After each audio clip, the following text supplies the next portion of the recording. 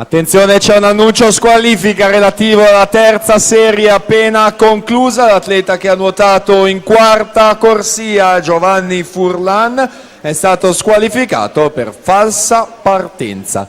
In acqua c'è la serie 2, noi presentiamo gli atleti della prima serie 100 run esordienti a maschi. In 1 Jonathan Zanghellini, Piave nuoto, lane 2 Hamza Yavuz, Turkish team.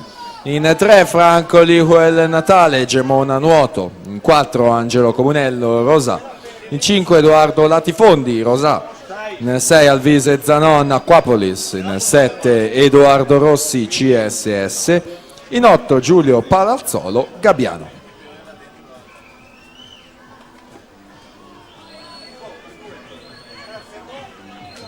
Non ho neanche visto.